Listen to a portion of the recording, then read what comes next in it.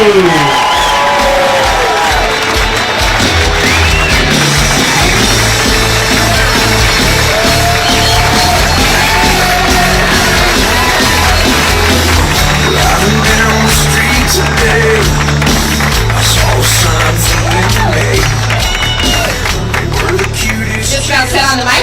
just forgot what I was doing here for a moment. Oh my goodness, what a great crowd. Thank you so much for being here for the third day of the Fairside Chats. It's so exciting. This is an opportunity for me to interview Republican presidential candidates as we move into the First in the Nation caucus on January 15th. So thanks for being here. I'm so lucky to have joining me today Vivek Ramaswamy. Yes. So, entrepreneur, business owner, welcome back to the Iowa State Fair. Welcome back to Iowa. You've been here a lot. I look forward to having the opportunity to chat this morning. I'm excited to be here with you guys. I feel like I live here these days. And we're feeling right at home, thanks to the warm welcome we get every time. As most of you know, I actually don't have a ton of experience in this realm of politics. I'm not a politician. I'm a business builder. I enjoy meeting many farmers, business builders, entrepreneurs across the state. I think we have a lot in common. My view is that I'm also here as a member of my generation. I just turned 38. They said 37 was a little too young to be president, so I said, fine. I turned 38, so I got that problem solved. But speaking as a member of my generation, I think we are in the middle of this national void, where young people like me, we're just so hungry to believe in something bigger than ourselves. And I said, it's sitting right here, right in front of us. It's that flag on this gentleman's shirt and his hat right here. It's the United States of America. It's the greatest nation known to mankind. If we can revive pride in that country, I think our national problems start melting away right there. And so that's what this campaign is all about. Revive our national identity. Good things are going to happen in this country. And it just might take a different generation to help lead us there. So thank you, Kim. Thank you. And I didn't even have to ask the first question. You've answered it. No, that's great, because I wanted to talk about how we can get the next generation engaged, because it's so important. And a lot of the issues that you're talking about, Vivek, is doing just that. It's bringing young people to the table. I'm going to look. A couple of young people right there. I'm really glad. 8:30 on a Saturday morning. I'm proud of you guys. Yes. Thank you. Listen, so we're going to jump right into it. That's okay. I'm going to ask you a topic that you're very familiar with. I know I've talked to you many times about it, and that's ESG. And so just can you talk about how we explain it to the average person and honestly the impact that it's having on their lives? Sure. And my general rule of thumb is if it comes in an acronym, if it's designed to sound boring, they want it to sound boring for a reason, actually. So they call it ESG today. After the work I've done in the last couple of years, I built a company to fight against this in capital markets, wrote a couple of books. What are they saying? We're not calling it ESG anymore. We're going to call it something else. Sustainability, whatever they use for the future. The reality is what's going on is this. They're using our money, the money of most of the people here this morning, to implement social and environmental agendas through the back door, through corporate America, using your retirement funds and your investment accounts to vote for racial equity audits or Scope 3 emissions caps that you didn't know they were using your money to do, and that Congress would have never passed through the front door. So this is actually, I think, one of the grave threats to liberty today. Wherever you stand on climate change, I think most of the climate change agenda, I'm just going to say, is a hoax. I'm going to call that for what it is. Wherever you stand on racial equity audits, I personally believe we're a country that should have a colorblind meritocracy. That's my view. But wherever you stand, we should settle that through free speech and open debate in the public square in a constitutional republic. That's the way we do things post-1776 on this side of the Atlantic. And what these guys are saying is, no. And not so fast, guys. The people of a nation, the citizens, cannot be trusted to sort out the differences on climate change or racial injustice, because they'll get it wrong. So we have to do it in the back of palace halls.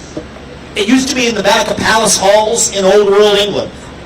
Today it's in the back of palace halls in a corner office, a BlackRock suite in Park Avenue in Manhattan. Either way, though, That's not how we do it in the United States of America. We fought a revolution in 1776. That's why we adopted that. I see you holding our Thomas Paine-style paperwork up there. Thank you for that. We fought a revolution in 1776 for a reason. And Kim, I do think that it does frighten some people when I say it this way, but it's not intended to be frightening. I intended it in a hopeful way. There's other great people running this primary, by the way. I love them all. They're my colleagues, not my competitors. We're all colleagues in a national revival. That's why I'm not going to bash any of them. They're great people. You guys are going to see them here throughout the fair. And I'm going to need every one of them and every one of you to get this job done. But I think the choice we face is, do you want incremental reform? In which case, I'm probably not your guy. Do you want reform or do you want revolution?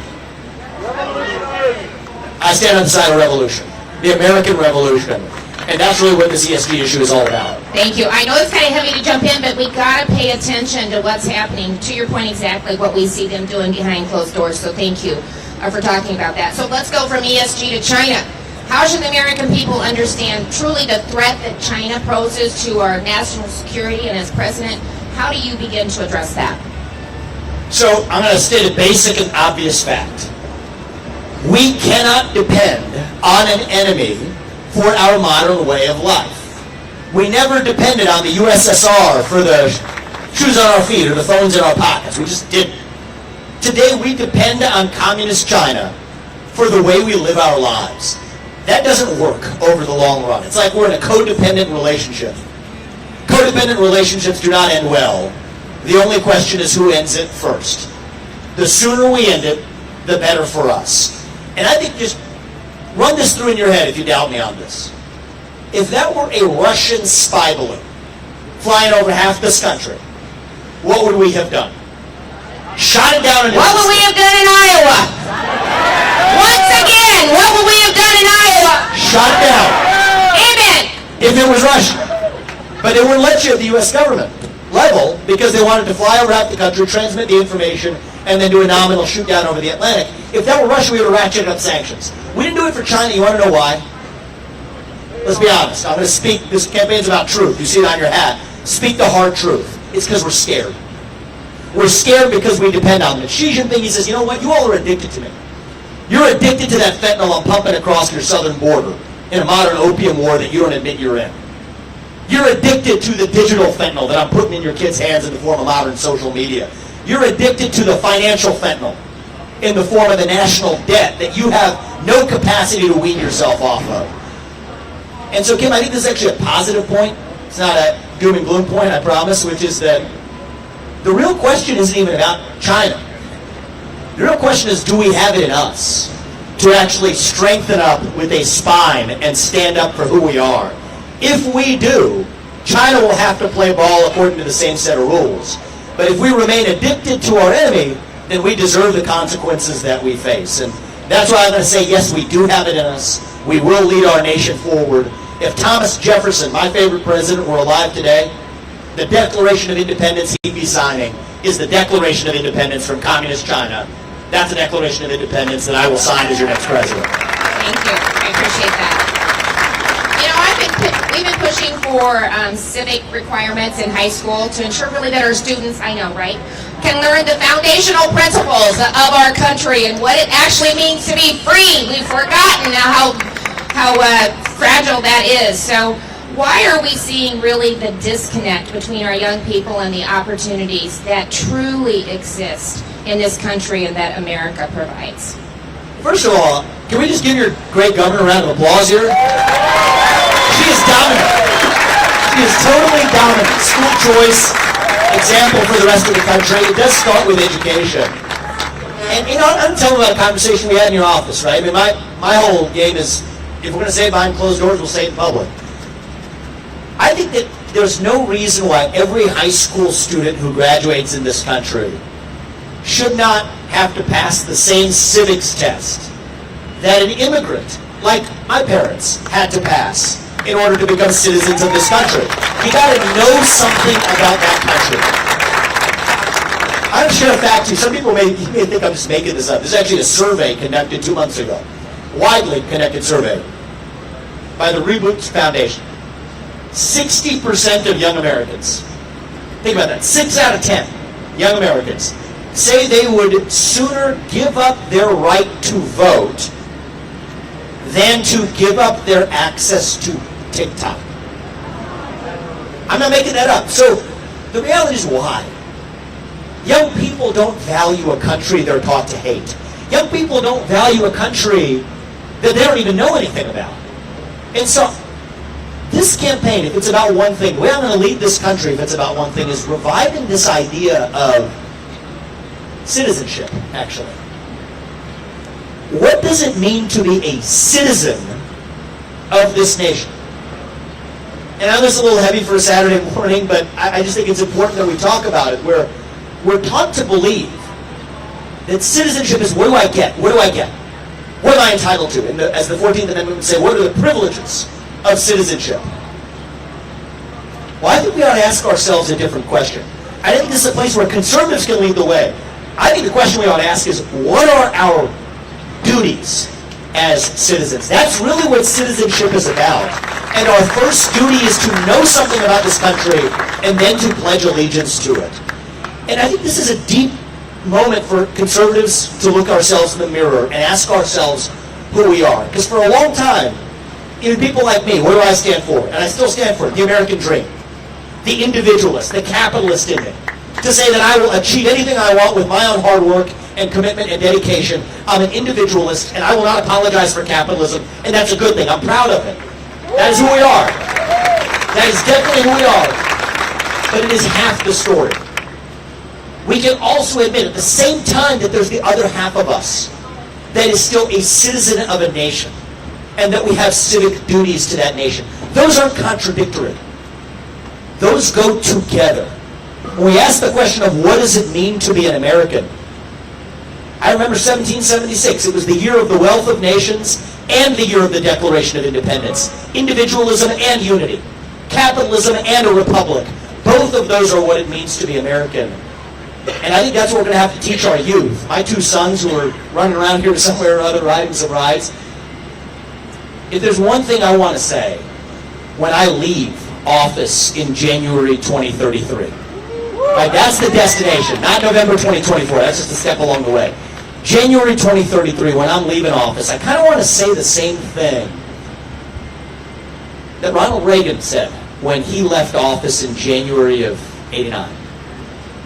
That we revived a sort of missing national character that we lacked when he took over office, when I will take over office. I want to look my two sons in the eye and know they live in a country where they and their generation are once again proud to be citizens of this nation. I believe that is possible, but it's going to require each of us doing our part. And Iowa did theirs when we said no to CRT and that being taught in our classroom. So thank you, legislators, for helping me get that across the finish line. We appreciate your work on that, and we did that before anybody else was even talking about it. So we did that 2 years ago. It does start there. You can't teach these young people to hate our country and who they are. It's ridiculous. So, you know, I love the vision. I love what you're talking about, but bureaucracy is out of control. We started here in Iowa. I cut 20, working with the legislature again. I cut 21 agencies from my cabinet. We went from 37 down to 16, $215 million of savings over 4 years. We're going to return that money back to the taxpayers in tax cuts. We ask Iowans for questions, and Thomas in Bettendorf wants to know what's your plan to reduce the size of government, especially with the number of government employees. How do you tackle that? Is it possible? Yes, it is. Yay. Yes, it is. It is possible. Look at the states. Yes. Yes, we can. Yes, we will. Okay? So, I'm going to tell you what I'm going to do, but then I'm going to more importantly tell you how I'm going to do it. Because I know I'm in Iowa. You guys demand the details. So, the first thing is my first term in office, 75% headcount reduction across the federal employee base, 50% done in the first year. Take the government agencies that should not exist, from the FBI, to the IRS, to the ATF, to the CDC, to the Department of Education. Get in there and shut them down. That is how we revive the integrity of a constitutional republic. You know, if I'm the U.S. president, that's your choice, not mine. But if you all put me there, and I can't work for you for more than 8 years, which I think is a good thing, then neither should any of those bureaucrats reporting into them. Some civil service protections out, term limits in for the bureaucracy. And I understand this as a CEO. I've built businesses. Many of you run businesses, big and small, across this audience. You know it with me that if somebody works for you and you cannot fire them, that means they don't work for you. It means in some way you work for them because you're responsible for what they do without having any authority to change it. So I refuse to be a puppet sitting in the White House going through the motions. This is one of the areas where I want to both give credit to my most recent Republican predecessor, Donald Trump, and where I want to say I want to build and on his foundation to go further. What I give him credit was he's the first person in either political party to have identified this rot of a problem. That wasn't me. I was in the business world back when he was doing it. So I give him immense credit for actually having the courage to identify the problem of the deep state. And I said, I'm not going to be bashing other candidates. That includes him. Okay, I respect the most successful president in our century. I also want to learn from where he left off. Because one of the issues is the managerial class, the advisors who advise a president, come from that same swamp. And so what they told him was that, hey, you can't fire these people because there are civil service protections that stop them from being fired. That was bad advice. Turns out we need an outsider who's been a CEO, who comes from outside the swamp, but who also knows the law and constitution of this country to say no to those advisors, because I've read the law. And here's how it works. You can't fire individual employees who are civil service protected.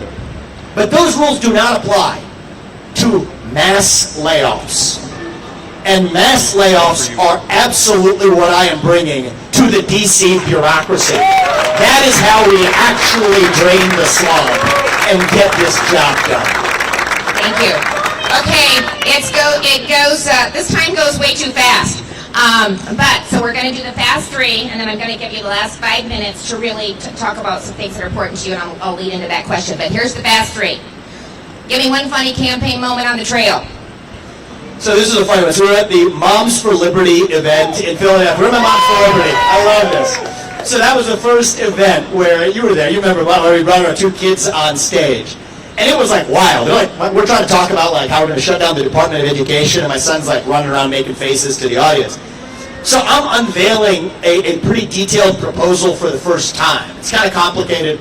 And I didn't know how I was going to play with an audience. And like all of a sudden I hear the audience applauding, and I'm pleasantly surprised. I was like, oh, these guys really like this plan about how we're going to move money around from public schools to school choice. And so I get off and I'm talking to my wife and my family afterwards and say, hey, the audience really loved that. She's like, no, you missed it. Arjun is like our 1-year-old son. He was just clapping his hands at the same time, and so the audience was clapping for him, not for me. And so that's one of the things that I've learned is if the audience is responding to something, it's probably not something I'm saying. It's what my kids are doing. And so that's what I've learned. I've experienced that many times. I get that. Favorite fair food that you've had or are looking forward to having? I had the funnel cake with powdered sugar last night. There we go. And I ate the whole thing. Sugar it up. Okay, your favorite walkout song? Well, I actually like Eminem's "Lose Yourself," to be honest with you. It's like I am really starting to understand my age. Wow. I'm going to have to go look it up. Okay, but again, I love it. I love that. I learned so much on these interviews. A lot of takeaways. Okay, as I travel the state, I get to interact with a lot of Iowans, and they truly are looking for a leader that will kind of stand up for the American people, for this country, for our freedoms. They want somebody that has the moral conviction to do the right thing, even when the right thing is really hard. They want somebody that can take that vision and act on day one. And most importantly, they want somebody that can win. That's how they end almost every conversation. So tell us why you think, or tell the audience why you think you're that person. Well, I'll respond to the practical part about